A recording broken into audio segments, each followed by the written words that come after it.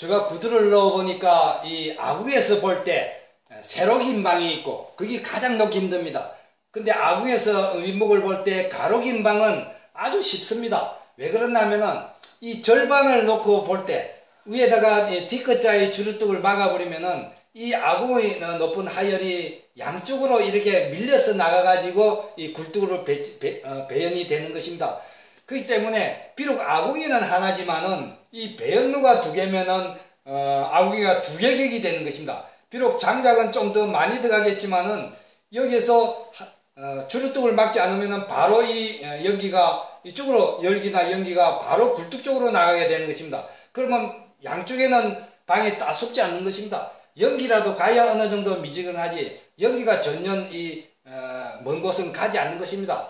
근데 일자로 주루뚝을 막아보면은 이 아궁의 하열이 이 마지막 있는 주루뚝으로 이렇게 가기 때문에 이쪽을 보면은 떠시지 않습니다. 또 이쪽도 마찬가지죠. 여기까지 주루뚝을 막아보면은 이 아궁의 하열이 이렇게 해서 이렇게 배연으로 나가기 때문에 이 부분은 따숩지 않습니다. 이 아랫목, 그러니까 이 따숩지 않는 곳을 열기가 가게 하려면은 주루뚝을 연장해서 내려와야 되는 것입니다.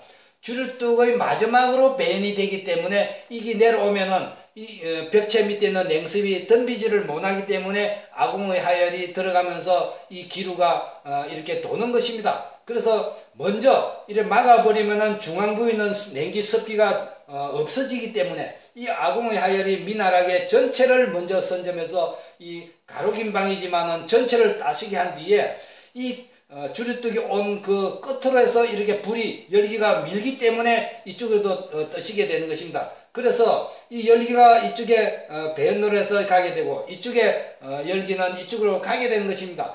비록 굴뚝은 하나지만은 또 아궁은 하나지만은 두 개인 것입니다. 왜 그러냐면은 배연구가 두 개면은 불이 나눠지기 때문에 아궁이 하나에 이쪽에 배연구 하나 또 아궁이 하나에 배연구 하나 이렇게 두 개가 되는 것입니다.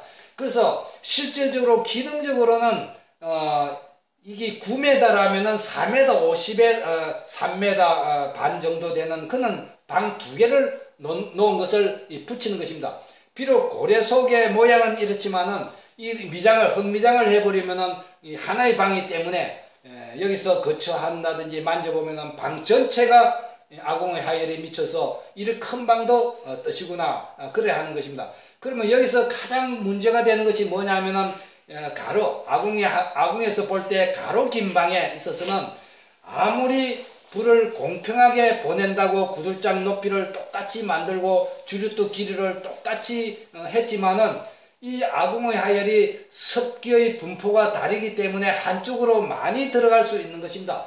아궁의 하열이 많이 가는 곳이 들어가지 않는 것보다 훨씬 뜨시는 것입니다. 그러면은 가사 이쪽에가 출입문이 있기 때문에 여기에서 주로 거처를 하고 여기에서 잠자기 때문에 여기를 더 뜨시게 하겠다. 그럴 경우에는 이쪽에다가 마지막 배연되는 이쪽에다가 마지막 그 불을 골라주는 화정판의 블럭이 있는 것입니다. 그 화정판의 블럭은 이 폭이 20cm이기 때문에 한 30cm 되는 블럭을 한 10cm나 이렇게 여러 차례 실험을 해가면서 낮추게 되면은 이쪽에 가는 배연으로 되는 화열이 점점 속도가 늦어지고 양이 줄어들면서 그 반대로 이쪽으로는 더 미나해지고 열기가 많이 빨리 가는 것입니다. 그래서 이쪽에 뜨시게 되는 것입니다. 그래서 이 화정판을 마지막에 내가 불을 저쪽에 보냈다면 이쪽에 맞고 불을 이쪽으로 많이 보내겠다면 이쪽 마지막 배연에 맞는 것입니다. 그래서 많이 가는 쪽에서 생활하고 거기서 잠자고 그 다음에 가지 않는 이렇게 큰 방일 경우에는 여기는